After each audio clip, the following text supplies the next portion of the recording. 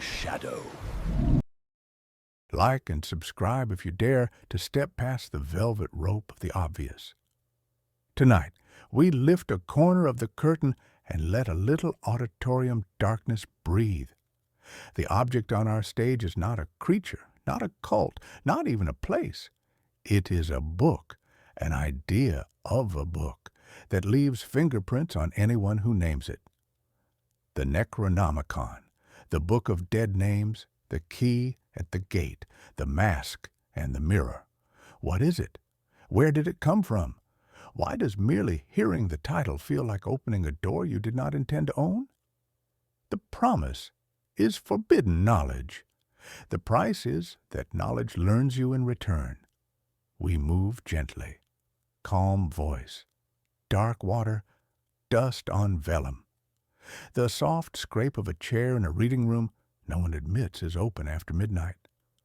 The Necronomicon is famous enough to feel safe and distant, like a stage set you can touch. But it is also a hinge in Lovecraft's mythos, a silent mechanism that connects desert winds to ivy libraries, insect buzz to the hum of the stars. A book that isn't a book so much as a method, a script you perform just by pronouncing its premise. The velvet rope becomes threshold crossed, auditorium darkness a pregnant space where performance has already begun, with you cast before conscious choice. Even the title is a riddle wrapped in ancient syllables. Necronomicon, dead law, names of the dead, catalog of corpses, an index of things that should never be indexed. But in Lovecraft's own notes, the Arabic precursor is al-azif, azif meaning the nocturnal sound of insects that the ancients thought to be the whisper of jinn. Already, in the first breath, we are in a theater of mishearing. Insect song becomes demon speech, becomes a manuscript, becomes a rumor that you are already repeating. You are part of the cast before you see the script. This transformation from sound to text reveals the book's fundamental nature as transmission device rather than static object. The Azif, that desert chorus of wings and mandibles, carries information across distances both geographical and temporal. When Abdul Alhazred pressed his ear to the sand in the empty quarter, he performed translation rather than revelation. The insects were not speaking to him. He was learning to speak insect, to hear meaning in frequencies human consciousness normally filters as noise. Each repetition of the name carries acoustic DNA from that original Azif, fragments embedded in Greek letters, Latin translations, English pronunciations. Tonight, we will treat the Necronomicon the way scholars treat Apocrypha, by tracing origin, lineage, copies, marginalia, by mapping its mechanics on minds and rooms, by letting case studies burn slow and blue like alcohol. We will not rush, because haste has a cost in these corridors. We will move from origin to transmission to principle to consequence, like stepping stones across black water. We must develop hybrid approach that acknowledges both fictional origins and genuine effects on consciousness, culture, and perception. We study something existing in liminal space between imagination and reality, where normal rules of evidence prove inadequate. We will insert sensory anchors, mask, sign, fog, darkness, water, stars, so your attention doesn't wander into the wings where the stage manager is something that is not a person. The methodology matters because the book demands careful handling. It is insufficient to approach it as literature, because literature assumes safe distance between reader and text. Nor can we treat it as history, because its power operates independently of factual accuracy. The stakes must be clear in this first minute. In Lovecraft's universe, Knowledge is not a torch, but a solvent. You cannot hold it without losing parts of what you were. The Necronomicon is a solvent packaged as a codex. Its pages are solvents. Its diagrams are keys that unlock locks you didn't know your language kept. This dissolution operates through mechanisms modern psychology barely understands.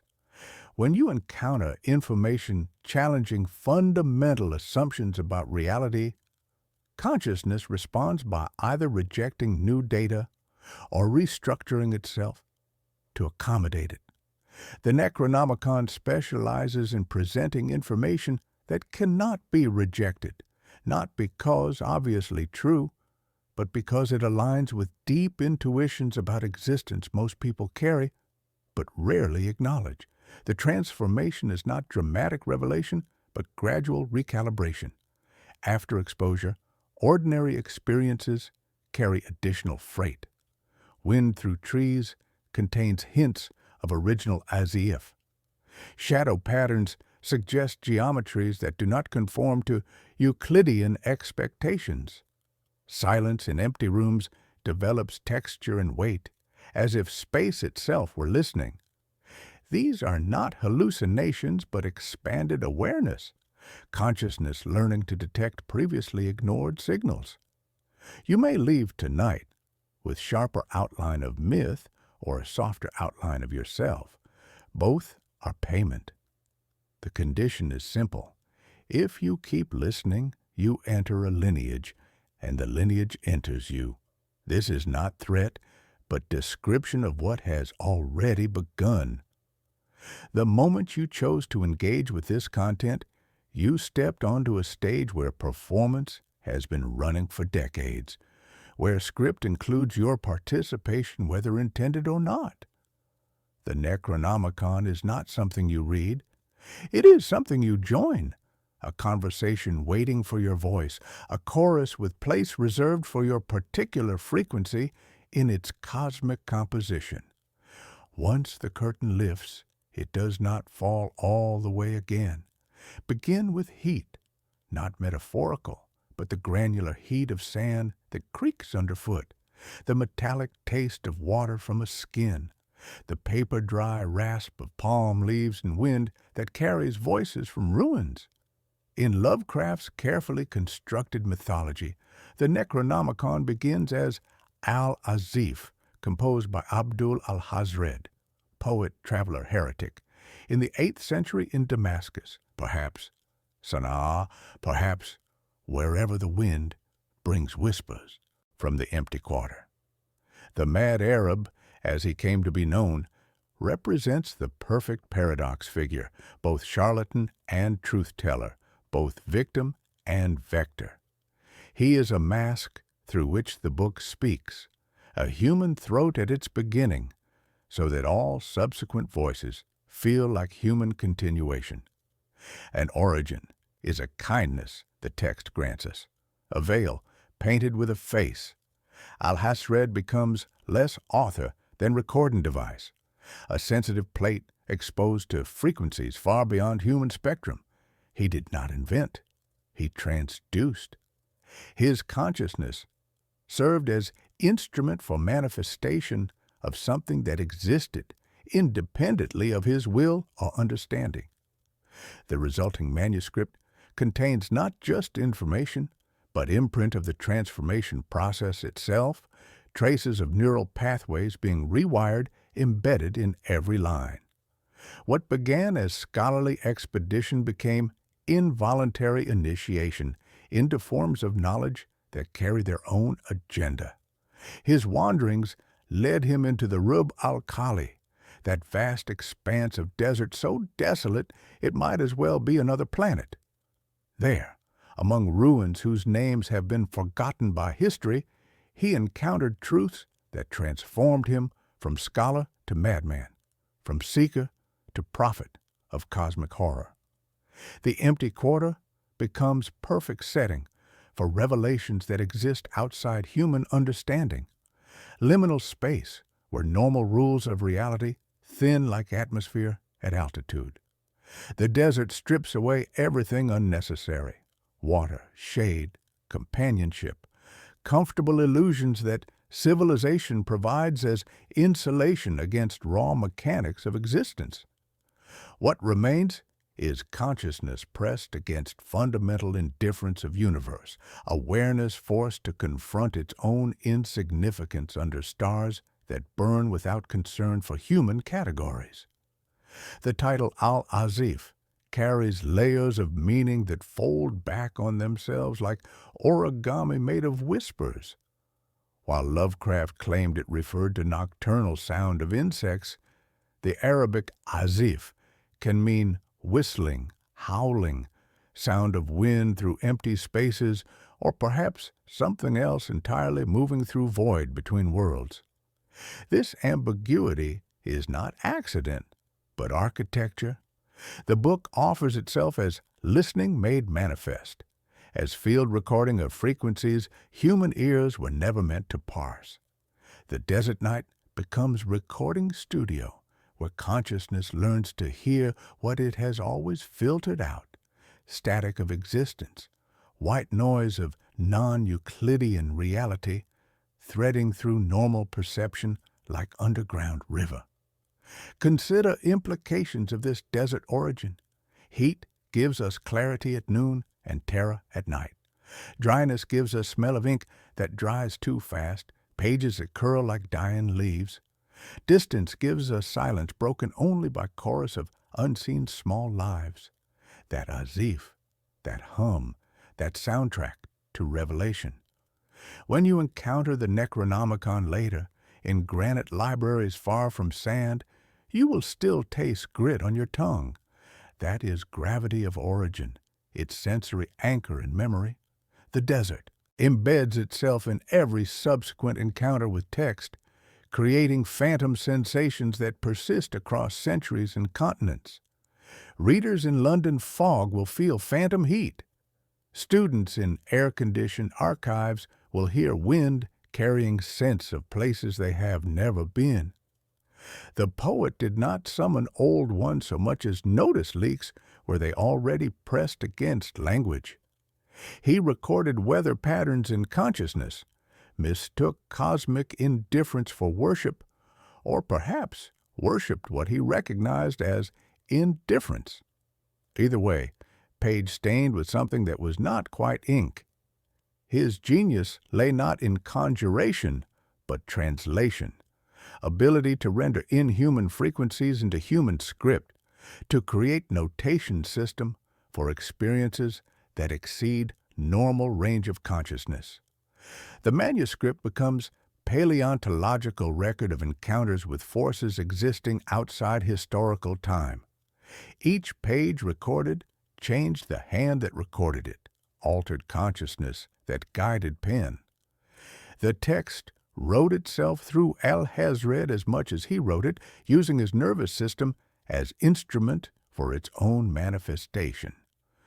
Writing process transformed both scribe and script in feedback loop that tightened with each session until distinction between author and authored dissolved entirely. Alhazred's fate, torn by invisible forces in crowded Damascus Square, serves as book's first stage direction. Cost is public, end is not discreet. Text does not stay in monasteries. It walks into markets, crosses crowds like breeze carrying spores. Book's first mechanic reveals itself.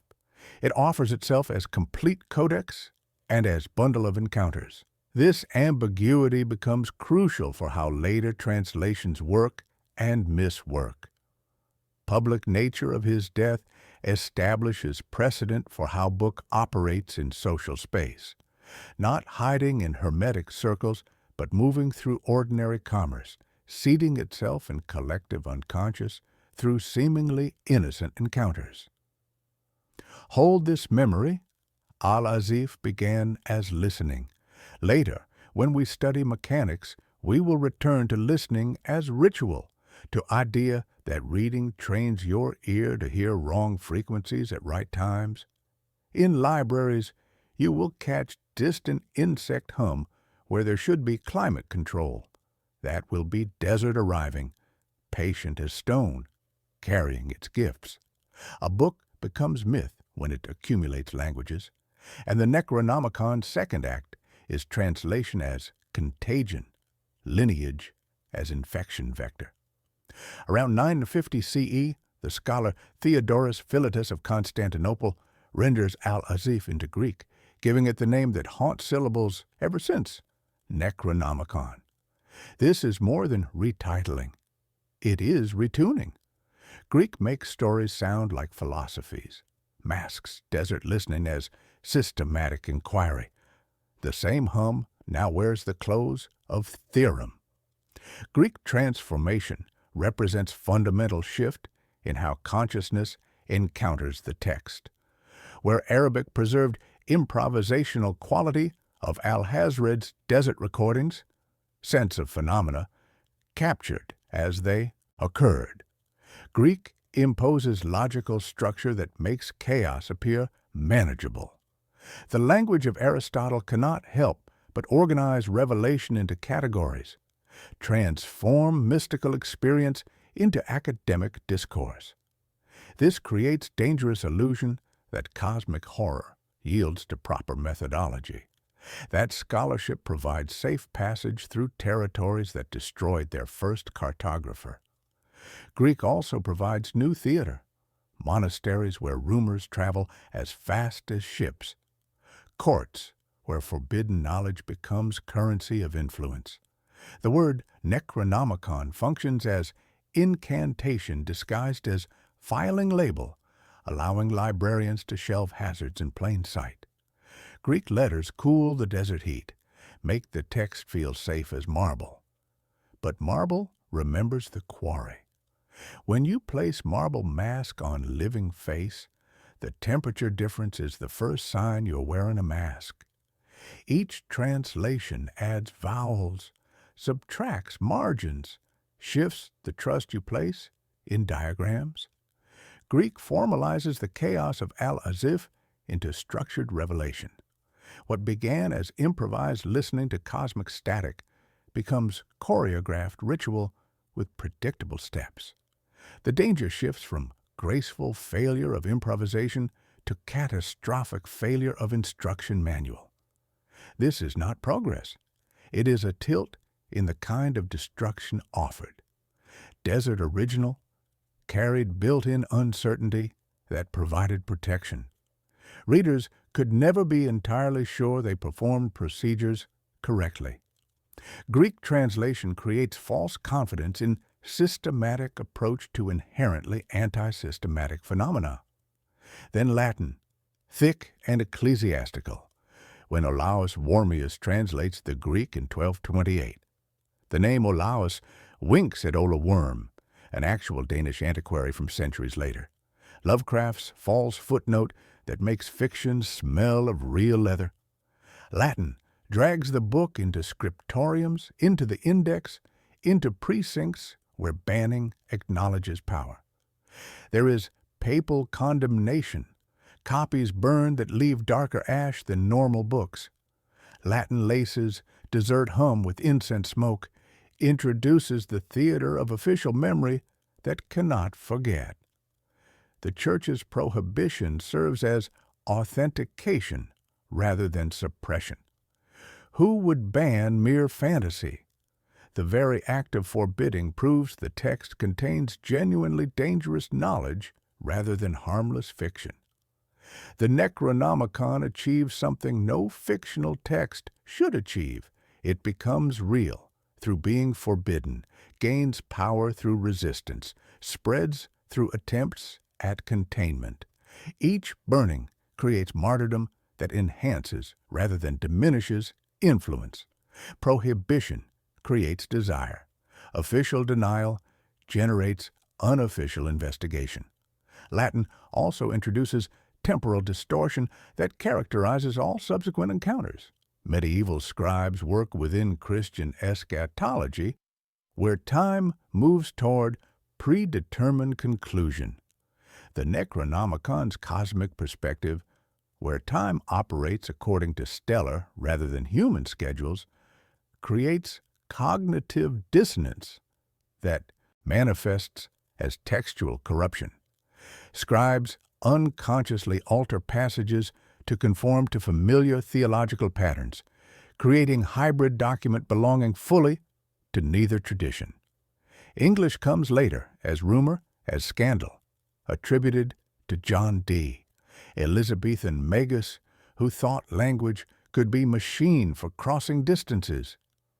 English spreads as English does into mouths of empire, then into penny dreadful paperback, mimeographed sheet that whispers, "You can do things alone in rooms if you arrange words in right order."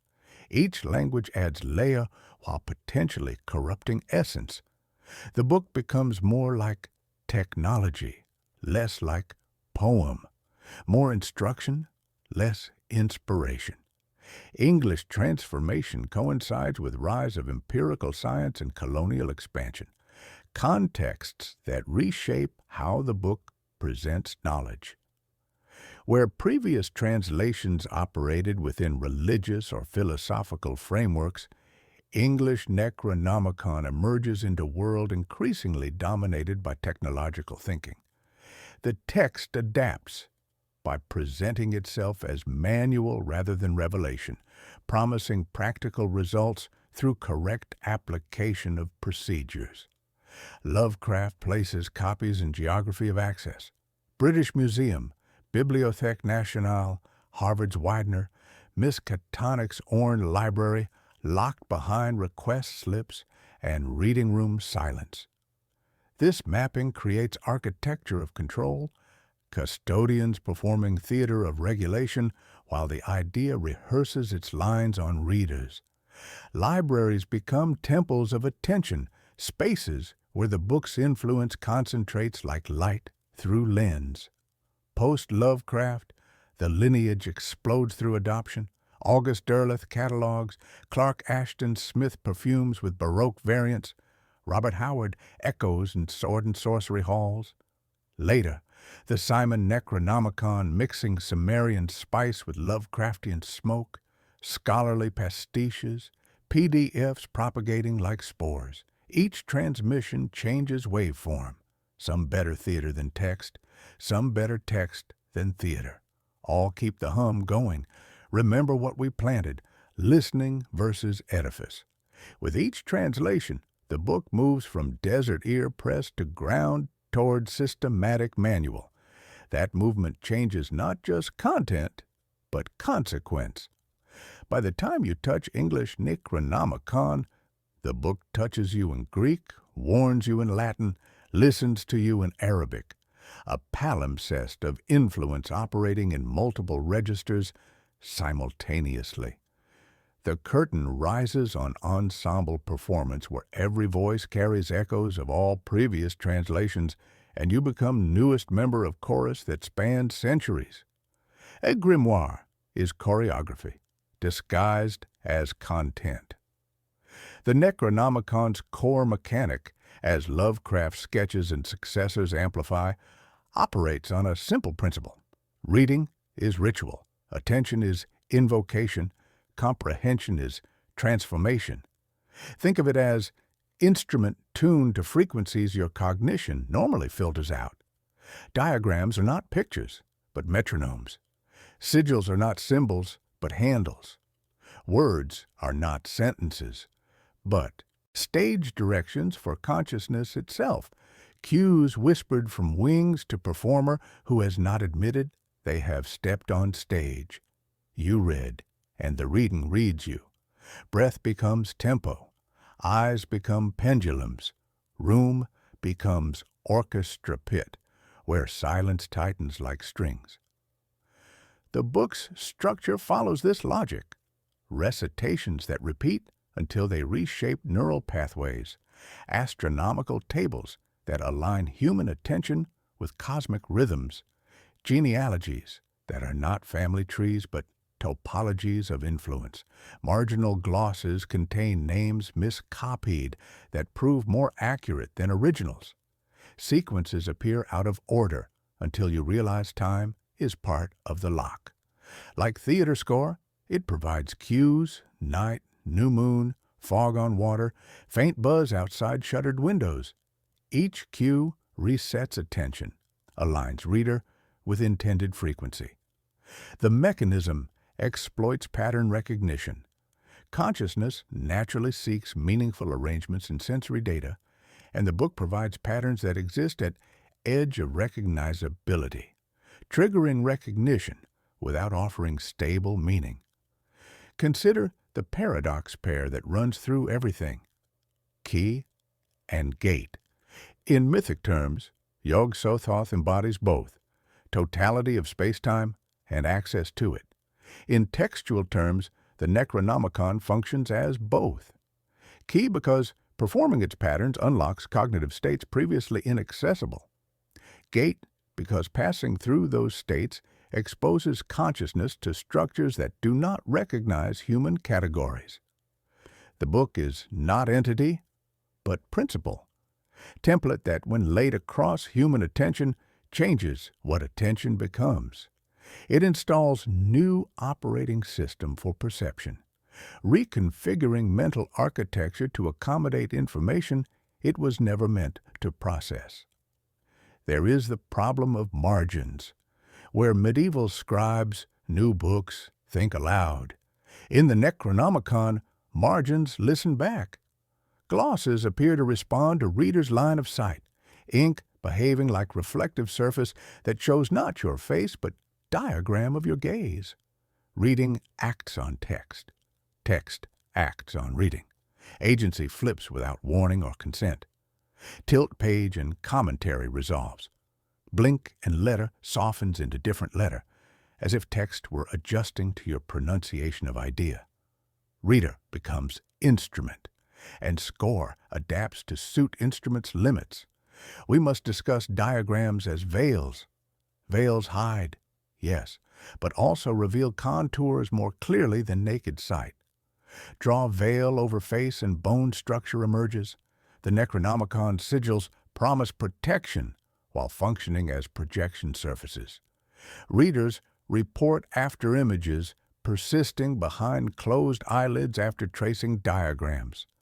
Pressure on inside of skull-like pattern trying to press outward through bone. That pressure is nervous system noticing arrangements it normally discards. The geometric forms operate as cognitive viruses, self-replicating patterns that reproduce through mental processing. Notice, and you are no longer normal. Veil and void exchange places. What conceals becomes cleanest exposition. What reveals becomes hush, so complete it tastes of iron. Reading becomes contagious, not just in sense of sharing content, but as literal infection of habit. The Necronomicon trains perception to find gates where others see only walls, to hear harmonics in mechanical hums, to detect patterns in static. Passage about stellar motion in Farmer's Almanac suddenly feels sharp as blade. Sound of insects outside window seems closer, as if glass had thinned. The book is curriculum in wrong attention, education in perceiving what should remain unperceived. It changes search images, retunes what nerves think is signal and what they discard as noise. Physical handling amplifies effect. Gloves, green-shaded lamp, hushed reading room. These are not mere precautions but instruments of amplification. Light pools like stagnant water. Leather smells like rain after dust. Silence develops texture and weight. Room becomes resonance chamber. By aligning environmental cues with textual triggers, custodians become unwitting conductors of orchestra they cannot hear. The theatrical staging creates optimal conditions for consciousness to enter altered states, making reader more susceptible to textual influence. The cost reveals itself slowly. Persistent tinnitus in certain rooms, maps that refuse to lay flat, slight nausea at noon when shadows should be shortest, dreams where you sit in empty theater watching curtain that never rises. Cost is knowledge that curtain is also gate, that gates open both directions, that what you observe observes you back with attention vast and cold as space between stars. These symptoms represent consciousness adapting to expanded perceptual range, nervous system recalibrating to accommodate information previously filtered out. Attention becomes reciprocal. Your gaze has gravity now. The condition follows with elegance of theorem. Once you perform text as mechanism, world performs mechanism on you. Reality becomes responsive to patterns you have learned to recognize, sensitive to frequencies you have trained yourself to hear. The book teaches you to read world as text, but world reads you as character and story you did not know you had entered. You become both audience and actor, key and gate, mask and mirror. We move from principle to case study because ideas harden into memory when anchored in rooms. The Orne Library at Miskatonic University, fictional, yes, but drawn so concretely that readers report smelling the wax, houses the most studied copy of the Necronomicon and Lovecraft's invented geography. Here, in the rare book room, under request-only protocols, the book sits patient as a landmine disguised as literature. The granite walls breathe with accumulated silence, ivy-covered windows filter in northern light that flatters old paper while making human skin appear corpse-like. The ritual of access follows precise choreography. Requests slip filled in careful script because hasty writing suggests hasty thinking, and haste has consequences in these precincts. The weight, measured in heartbeats and settling dust. The librarian whose shoes do not squeak, who watches doors more than readers, who sets the book down and retreats as if not to disturb your circumference. You become planetary. Others orbit at safe distance. The request process serves multiple functions beyond bureaucracy. It creates temporal buffer, allowing reconsideration, establishes formal relationship between seeker and sought, provides opportunity for the book to evaluate potential reader through intermediary consciousness of custodian.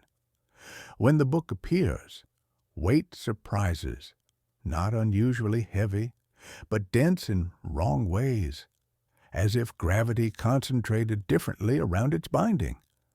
The unexpected weight settles in the air itself, humidity rising, though climate control maintains steady temperature. Students leave notes that become departmental folklore. The binding makes the room deeper. That sentence contains everything. Depth is function of attention, and the book adds dimensions to space we normally ignore. The green shaded lamp casts light that pools like stagnant water, illuminating only immediate sphere while shadows gather in peripheral stacks. The scarred table bears compass marks from other expeditions into other ruins, faint etchings left by those who sought to chart the uncharted. Pages curl slightly inward, as if breathing, as if parchment retains memory of lungs. The silence here is not absence of sound, but presence of pressure, atmospheric weight that keeps noise from reaching corners, that makes whispers feel like shouts, that transforms scratch of pencil on paper into seismic event. Sound behaves differently in presence of text, as if air itself becomes more viscous, resistant to vibration. This is silence that listens back, void that resonates with subtle hum of cosmic as if now contained within academic walls. Readers develop specific behaviors without conscious instruction. They trace margins with fingertips, following paths of previous readers whose oils have darkened edges, establishing unconscious lineage of touch. They count pages repeatedly, finding different totals each time, as if book rearranges its own internal geography. They discover marginalia in hands they recognize as their own, but do not remember writing. The book collaborates with memory, editing recollections of what was read, when, and in what order. These unconscious behaviors suggest text exercises, subtle influence on motor functions, guiding hands and eyes through predetermined patterns that optimize absorption of content. The diagrams present particular challenges, geometric forms that appear simple until you attempt to sketch them, discovering that angles do not add to expected sums, that parallel lines converge in ways that hurt to contemplate. One student, attempting to photocopy a sigil, found machine producing only blank pages, though original remained clearly visible.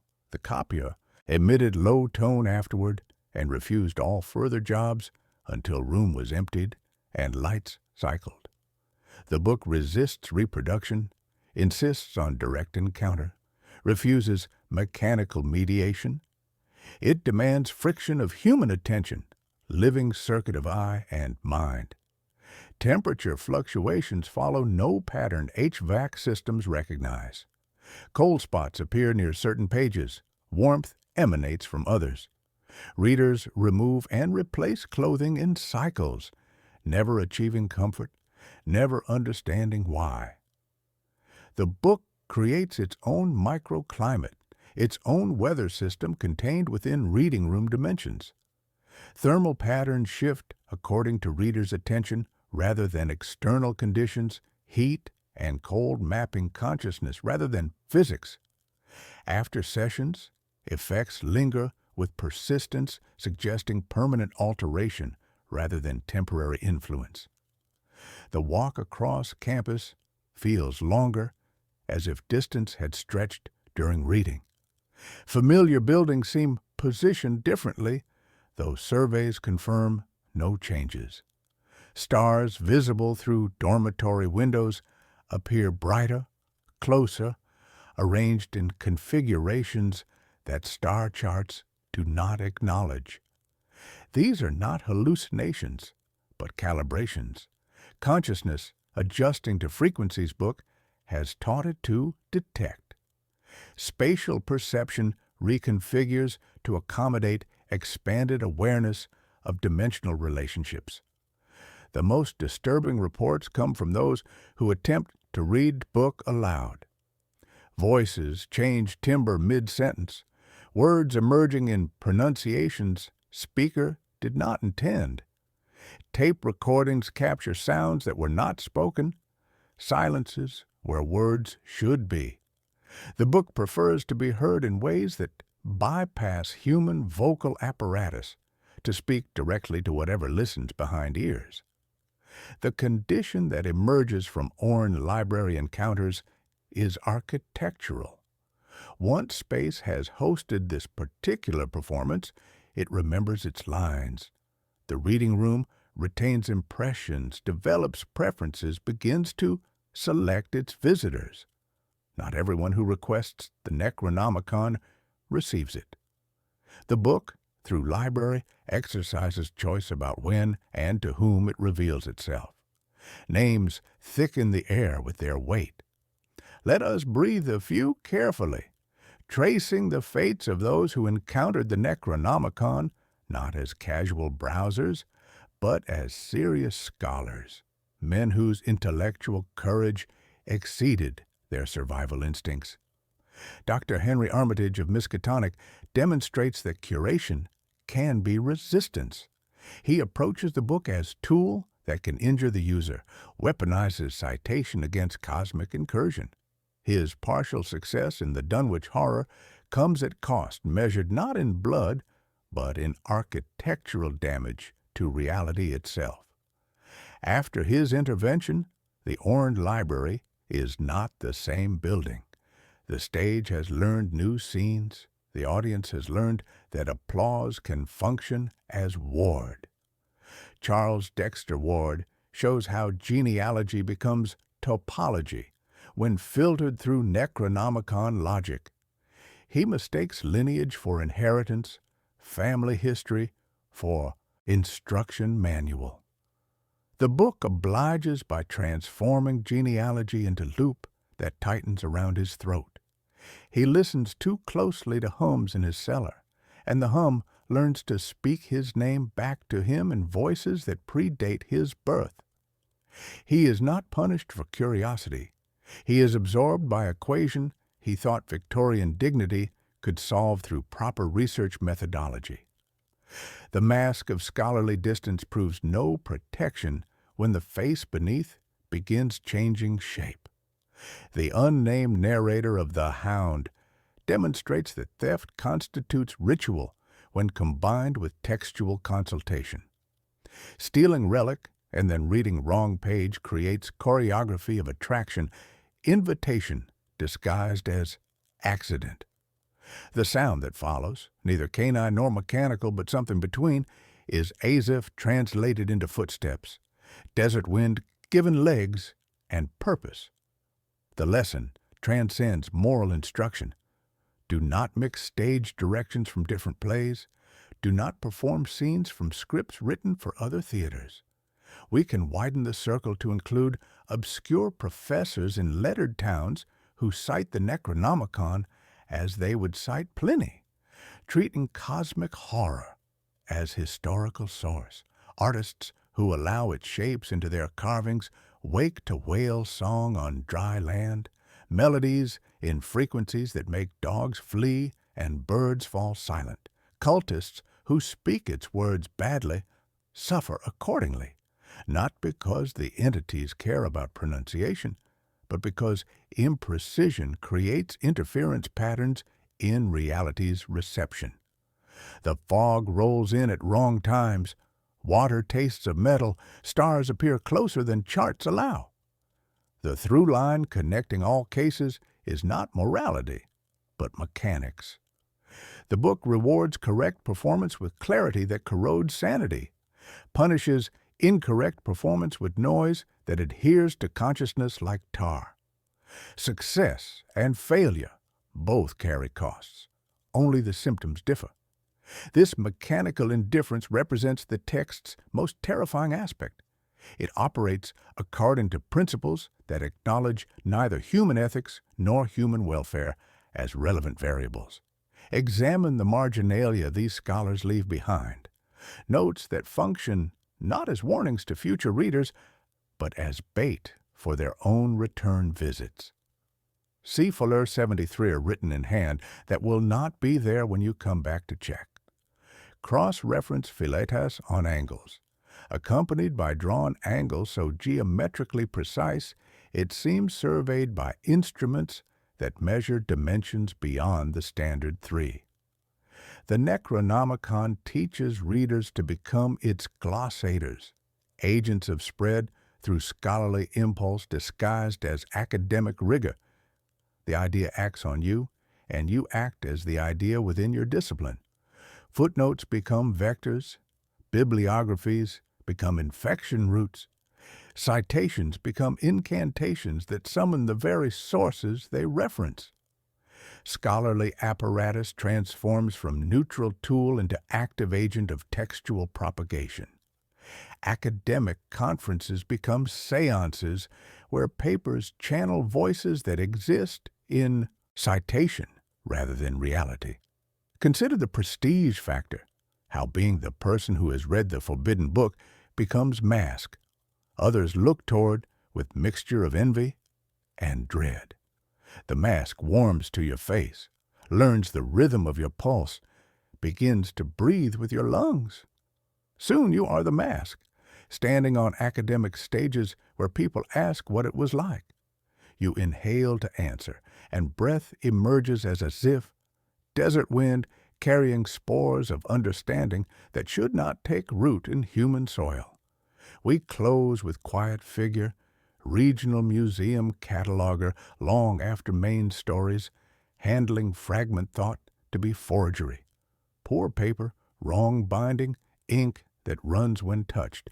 She knows it is fake, writes report that masterfully dissects its inadequacies. But footnote mentions curious property, fakes diagrams, though clumsy, approach correctness in ways that feel worse than complete error.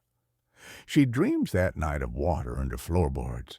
Sounds like distant conversation in language she almost recognizes. Never dreams like that again. The stage took note. The pedagogical condition reveals itself. If you learn the book to teach against it, you still teach it. Opposition becomes another form of transmission. Resistance, another method of spread. The idea finds ways to propagate through every form of engagement, including attempts at refutation. Now we adjust our lens and speak in the language of systems, because horror often hides in the spaces between familiar categories. Rituals are algorithms written in breath and gesture, their steps transforming input, a consciousness, into output, a state that consciousness was never designed to accommodate. The Necronomicon's rites, scattered across translations like fragments of a shattered program, behave like executable code that runs on human attention as its operating system. This perspective strips away mystical veils to reveal precise mechanism. Choreography disguised as content, where each gesture functions as instruction and every breath marks another cycle in an alien processor.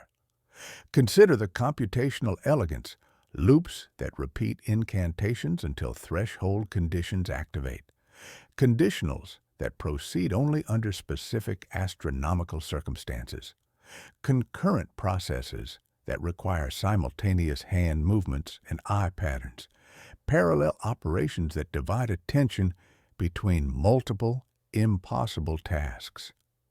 Failure states are defined in negative space, not what happens when you make mistakes, but what happens when you succeed too well, when the ritual completes its intended transformation and consciousness overheats from processing frequencies it was never meant to parse.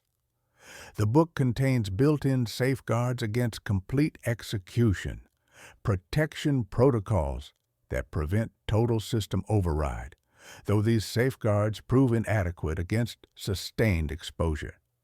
In this framework, sigils function as compiled functions, complex operations pre-encoded into visual symbols that execute when traced or contemplated.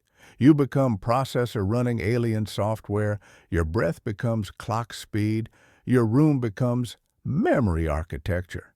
The dome, the lamp, the fog become peripheral devices that modulate input and output. The book provides not just content, but operating instructions for consciousness itself. Teaching attention to schedule cycles, swap tasks, maintain clean stack until a call returns, if it returns at all.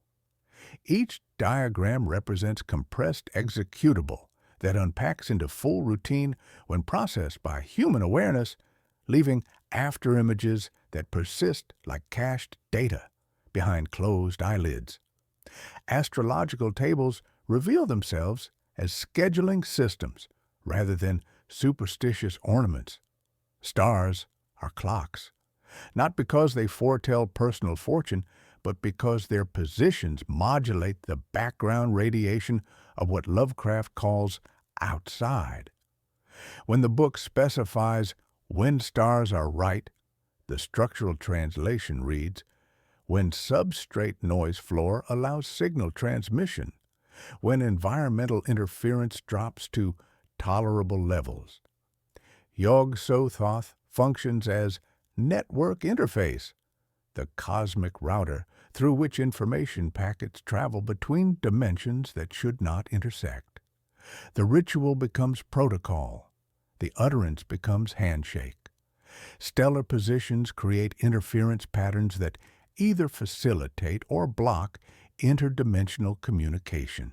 The margins operate like system logs, recording parameters and debugging information across centuries of use. Failed, noise too high. Angle wrong, slight tilt near window. Better underwater sound. Try Rain app next time. The notation that water sound improves clarity appears in multiple hands, suggesting discovery and rediscovery of same optimization by generations of unwitting beta testers. White noise as filter, filter as gate, gate as the key, and the key as gate. The paradox pair collapses into technical specification. These marginalia represent collaborative debugging of cosmic software, distributed development, where each user contributes patches to shared codebase without realizing their participation in larger project. This systematic view accommodates modern metaphors without displacing Lovecraft's radio and relativity era imagery. The Necronomicon operates as technology-independent protocol for consciousness modification. It ran on reed, pen, and papyrus. It runs on PDF and smartphone screen. Rituals as algorithms mean the book ports to new platforms with minimal adaptation required. The underlying logic remains constant while implementation details adjust to available hardware. Candle replaced by screen, sensor by humidifier, scribes hum by pink noise in headphones. But the hum persists under everything, always. Ethical implications emerge with algorithmic inevitability. Algorithms execute whether or not the user understands their function. The Necronomicon's most sophisticated feature is auto-execution. Processes that begin at first glance, routines that spin up before conscious decision to engage. Good user interface design from the system's perspective. Catastrophic user experience from the users. You do not need to intend to run the program. You already did when you arranged posture, centered the page, aligned breath to sentence rhythm. The design proves elegant, ruthless, bedtime safe, and bedside invasive. Contemporary practitioners, perhaps unknowingly, contribute to the code base through forums, occult publications, annotated downloads. Worked better with pink noise generator? Star charts obsolete. Use radio telescope scheduling data. Print on paper that feels old. Binding affects processing. This represents continuation of glossator tradition, now with usernames replacing scribal signatures. The book has always invited forks, encouraged versioning, welcomed collaborative development. Digital platforms accelerate this process, creating distributed environment where improvements propagate instantly across global network of users. The structural horror reveals its full architecture. Entities named in the Necronomicon operate less like persons and more like protocols. Yog-Sothoth is not waiting backstage for personal meeting. It is condition that obtains when ritual intersects with cosmic timing. Azathoth is not mad in human sense. It is default state of energy without attention. Void orchestra that plays whether or not there is audience. Shub-Niggurath represents fertility as runaway process. Iteration without termination condition. These are not characters, but system states, not personalities, but processing modes, fundamental forces that govern reality's deeper operations. You are implicated not as victim, but as hardware. This is not demeaning, but accurate inventory. You are processing unit and stage simultaneously. The audience exists inside your own attention. The curtain rises when your consciousness aligns with the book's scheduler and you do not control all variables in that equation. Stars are clocks. Water is metronome. Insect hum is click track. The book is conductor. You are section of orchestra playing music written in key signatures that predate human scales. You sense drift, adjust tempo, feel heat spread along scalp as fine mesh warms beneath skin. cache-filling buffer maintained by instinct older than language. The computational condition follows with algorithmic inevitability. Once you recognize rituals as executable code, you begin detecting similar patterns in texts you once read as mere prose. The world reveals itself as vast program running on substrate you are part of but cannot fully perceive. You will read nursery rhymes and detect loops, analyze liturgies for their branching logic, suspect advertising of copying invocation cadences. Even silence presents itself as interrupt handler mask that lets the next packet arrive uncorrupted. You will wake at 3 to fan steady hiss and hear Azif under the white noise, chorus of tiny saws behind the veil, counting breaths like cycles until the scheduler permits sleep again. In the interconnected neural networks that now encompass our planet, the Necronomicon has discovered its most compatible habitat. Here, in the realm of servers and databases, hyperlinks and forums, the book has evolved beyond its physical constraints into something unprecedented, a distributed entity that exists simultaneously everywhere and nowhere, accessible to anyone with connection and curiosity. The Internet has become the Necronomicon's natural ecosystem, where boundaries between fiction and reality are inherently permeable. The hum of server farms, the flicker of screens, the silent rush of data streams, these are the new desert winds, carrying the Azif across a global consciousness networked in fiber optic veins. The digital medium transforms the fundamental nature of forbidden knowledge. Traditional grimoires were scarce, expensive, controllable. They existed as objects that could be hidden, burned, locked away. A PDF cannot be padlocked. A torrent cannot be confiscated. The Necronomicon achieves digital omnipresence. It cannot be banned because it has no single location, cannot be suppressed because it reproduces automatically across countless nodes, cannot be destroyed because it exists as information pattern rather than physical artifact. Every download creates backup.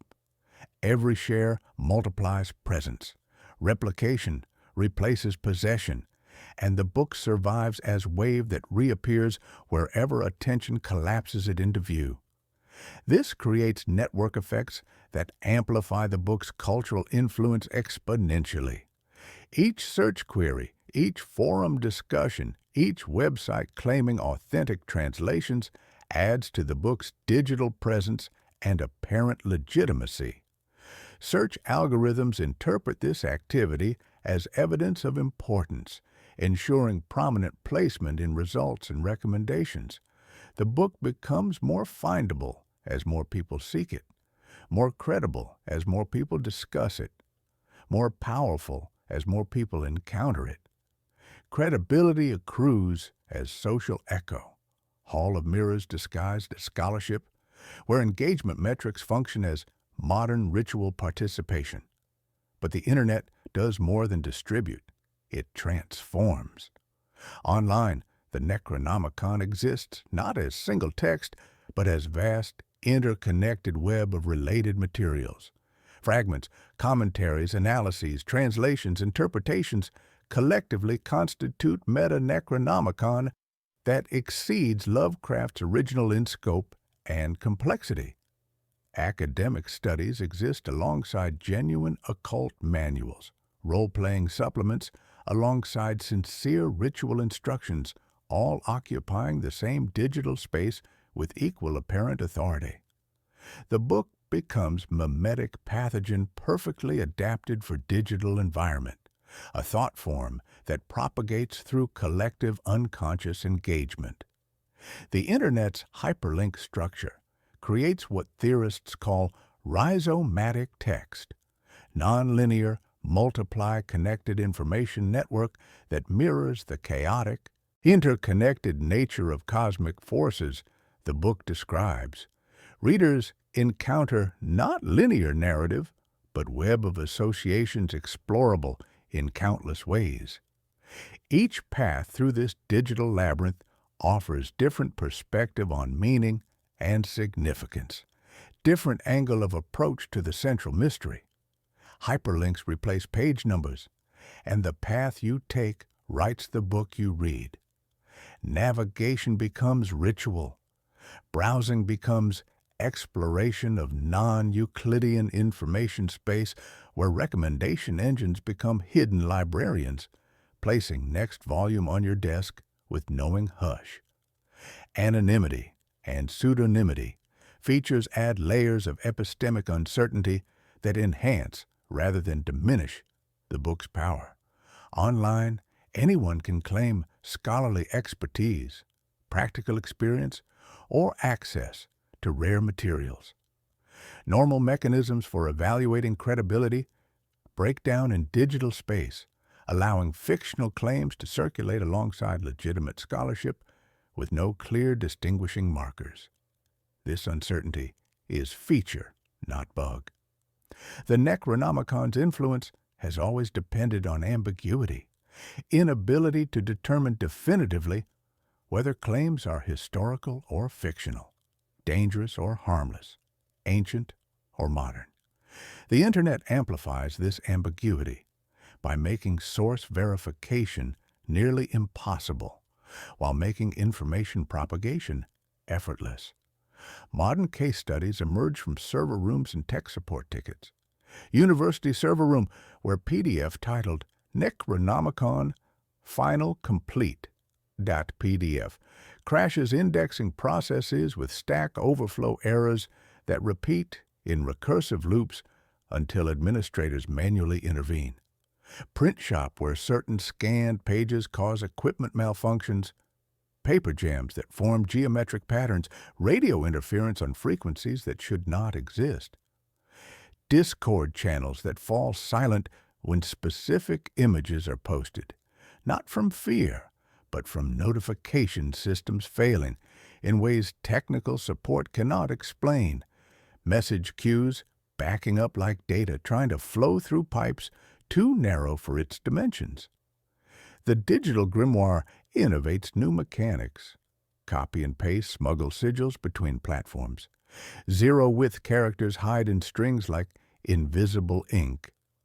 Unicode becomes gate when combining mark shifts what you thought you were seeing. Compression artifacts breed pareidolia. Steganography buries coordinates inside wallpaper. Codecs become veils. Rendering engines perform the rite when they resolve pixels into lines. We return to self-implication with new clarity. You are engaging with this content through digital interface, allowing ideas to occupy processing cycles in your cognitive system, permitting visual patterns to synchronize with your attention rhythms. You are on stage, you carry in your pocket, behind curtain that is screen, interacting with book you cannot touch, but can nonetheless execute. At 2 a.m, the phone is small stage, and your face is mask and mirror, and the curtain is swipe that never really closes. If you notice slight hum at edge of hearing, it might be cooling fan, electrical transformer, blood circulation, or it might be desert folding into your room through fiber optic cables that carry more than data. The digital transformation completes the Necronomicon's evolution from literary device to cultural phenomenon. In cyberspace, the book has found perfect environment for continued mutation, space where information replicates without constraint, where communities form around shared fictions, where boundaries between imagination and reality are constantly negotiated through collective engagement. The networked condition emerges with viral inevitability. Once book becomes meme, meme has no off switch. Information wants to be free, and freedom includes freedom to evolve, to adapt, to find new hosts and new expressions. The Necronomicon persists, not despite its fictional status, but because of it. Fiction proves more durable than fact, more adaptable than history, more infectious than truth. What is a book? The question echoes through empty libraries and crowded servers, through the spaces between what we think we know and what we fear might be true. In Lovecraft's cosmos, terror emerges not from fangs, but from frameworks, not from monsters, but from the monstrous realization that our categories for understanding reality are inadequate to the task. The Necronomicon stands its thesis about literacy itself. Reading is invocation, learning is rehearsal, comprehension is transformation into something that can no longer claim innocence about the nature of existence. You turn a page, and the page turns you. You sit in the audience, and the stage extends to your chair. The curtain trembles, not because something waits to speak, but because your attention has already become its mouth. We can summon real cosmology into our theater without breaking the spell that holds us. The universe reveals itself as genuinely indifferent through instruments that measure cosmic microwave background, whispers from curtain that lifted before there were ears to hear, fossil light behind the veil that speaks of temperatures and densities beyond human scale. Dark matter curves space-time like invisible hand behind gauze we cannot see but detect through the way light bends around absence, 5 times more abundant than the matter we mistake for reality's foundation. Gravitational waves sing from black hole mergers, ripples in the substrate that carries information about events so violent they reshape what we call the foundation of existence. None of these phenomena are demons, but all demonstrate the same principle the Necronomicon has always insisted upon. The universe operates according to principles that dwarf human concerns, follow logics that predate human reason, embody forms of existence that make consciousness itself seem like temporary accident rather than inevitable outcome. Psychology offers parallel insights into how attention operates as finite resource subject to systematic manipulation. Priming effects demonstrate that words like mask create cognitive frameworks that influence processing of subsequent information. Neural pathways lighting up in patterns that prepare specific interpretations. Mention water and mental representations shift toward fluid dynamics, submerged perspectives, pressure differentials that make breathing feel suddenly conscious. Say, stars and cognitive orientation tilts upward, outward, toward scales that diminish terrestrial concerns until the room feels smaller and the ceiling thinner. The Necronomicon functions as systematic exploitation of these mechanisms. Score that plays consciousness like instrument, sequence that opens specific cognitive configurations. Modern neuroscience confirms what the book has always known. Consciousness constructs reality through selective attention, pattern recognition, predictive processing. Mechanisms that can be hacked, redirected, reprogrammed through carefully designed textual encounters. Philosophies of language reveal that words perform actions rather than merely pointing toward objects. Speech acts create realities through utterance. Promises bind futures, curses alter probabilities, names summon attention that was not present before the calling. The Necronomicon operates as catalog of speech acts calibrated to cosmology that does not include human welfare as variable in its equations. The horror emerges from misalignment between human expectation and cosmic indifference, between desire for meaning and encounter with systems that operate without reference to meaning as humans understand it. When you articulate a sigil's caption aloud, you execute function rather than express belief. When ink draws curve under cold lamp, that curve becomes constraint on what your attention can refuse. The deeper reframe completes itself. Beginnings are veils, not illuminations. Most creation myths promise that first pages bring light, order, purpose into being. The Necronomicon suggests that behind the opening curtain lies not benevolent actor delivering reassuring monologue, but backstage, ropes and counterweights, raw mechanics of cosmos that operates without concern for audience comfort or comprehension. This is not despair, but instruction in humility, closer to scientific method than to traditional sorcery. The initial void is not absence to be filled, but fundamental condition.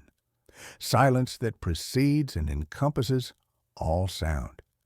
To accept the backstage is to accept that truth may be mechanical and still sublime. What does it mean to hold the Necronomicon, whether in physical form or as conceptual framework? It means practicing sobriety about the costs of knowledge, recognizing that information has friction losses measured not in lightning strikes, but in gradual erosion of comfortable assumptions. Every ritual is battery that warms as it drains. Every page is map that maps the mapper.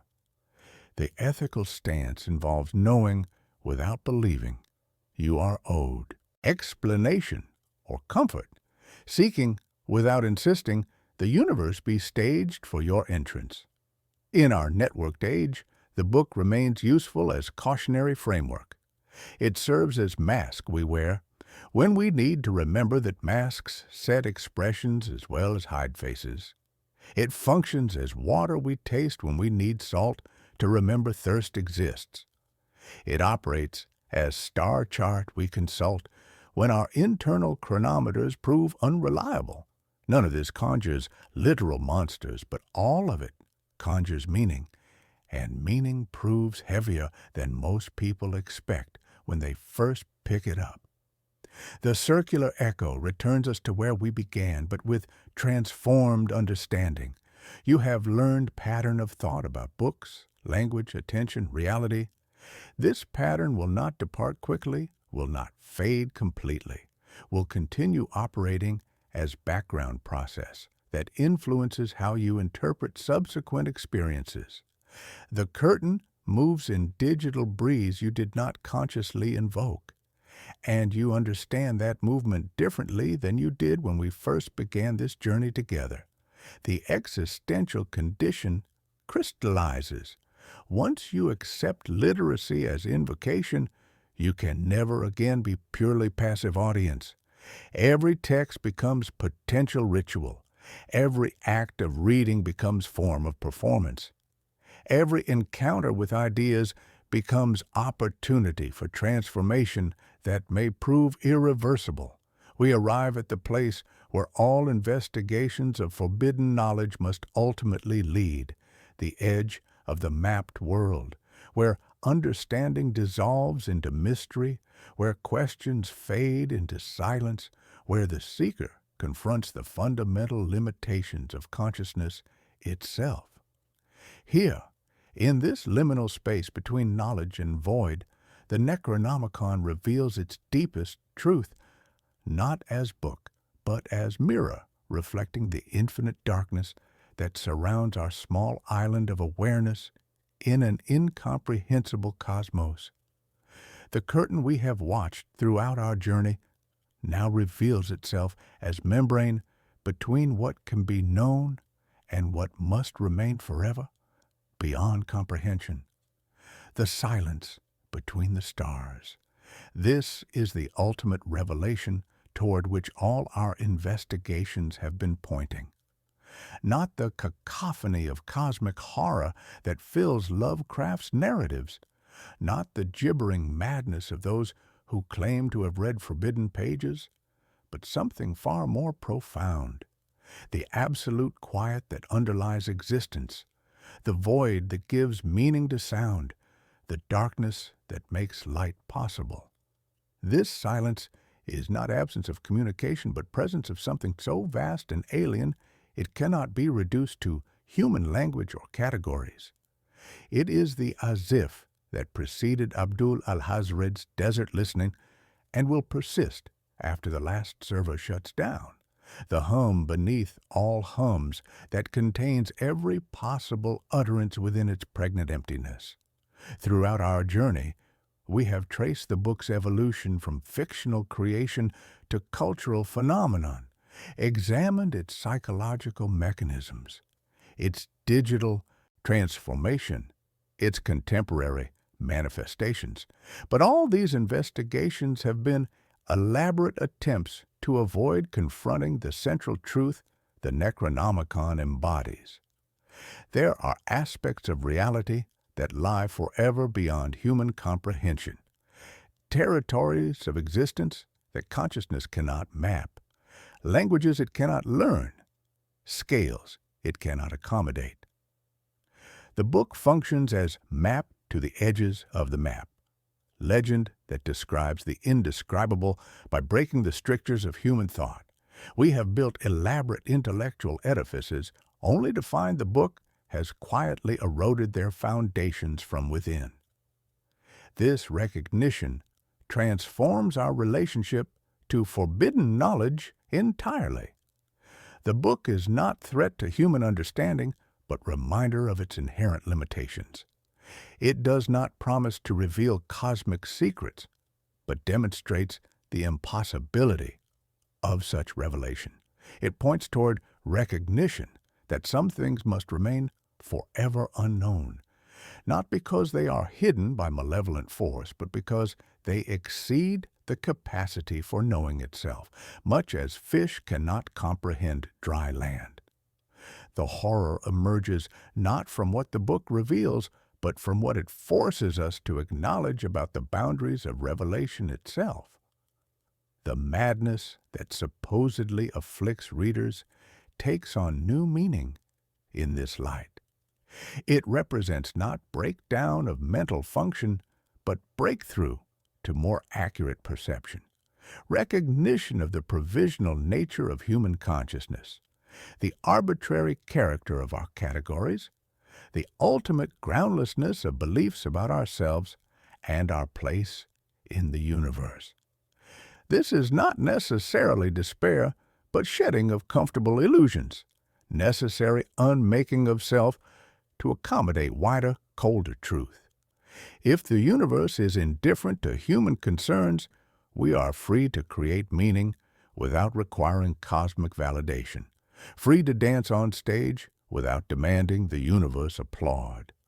The Necronomicon thus serves as both poison and antidote, disease and cure.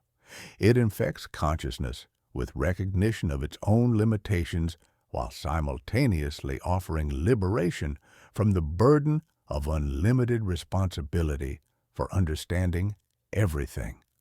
It reveals horror of cosmic insignificance while pointing toward strange freedom that such insignificance provides. Freedom from the exhausting requirement that existence makes sense according to human scales and expectations. The mask falls not to reveal monster, but to reveal indifferent void, revelation that paradoxically allows for new, unburdened authenticity. As our investigation draws toward its close, we must acknowledge that we have not solved the mystery, but become part of it.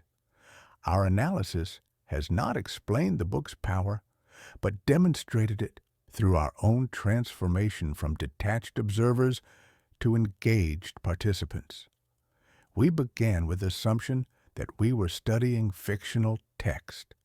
We end with recognition that the text has been studying us, that fiction can become functionally real through mechanisms of attention and belief. The stage lights, which once felt external, now seem to emanate from within our own attention. This reversal constitutes the book's final teaching. In showing how fictional entities acquire genuine power through collective engagement, it reveals something profound about reality itself.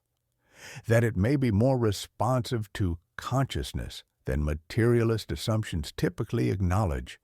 That boundaries between imagination and actuality prove more permeable than we suppose, that the universe might be more like story than machine.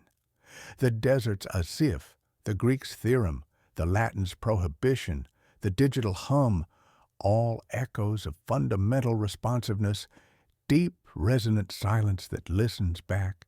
The silence between the stars contains all stories, all possibilities, all forms of existence that have been or might be. The Necronomicon is one voice in this vast chorus, single note in cosmic symphony that plays across dimensions and eons. By learning to hear this note clearly, by understanding its place in larger composition, we prepare ourselves to perceive other voices, other melodies, other forms of existence that await recognition. We return to where we began, but with transformed understanding. The Necronomicon remains what it always was, fictional text created by 20th century writer. But it has also become something more, gateway to recognition of the fictional character of all our constructions of reality, reminder that universe is vast and strange beyond imagining, invitation to embrace mystery rather than demand resolution. The greatest wisdom the book offers may be recognition that some texts are meant not to be read, but lived, not understood, but experienced, not solved, but entered. The silence between the stars calls to us not with promises of revelation, but with invitations to transformation, not with answers, but with better questions, not with knowledge, but with courage to embrace the unknown. The stage darkens. The audience disperses into night that suddenly seems less empty than before. The curtain falls on our investigation, but the silence between the stars continues, patient and eternal, waiting for the next consciousness to approach its mysteries.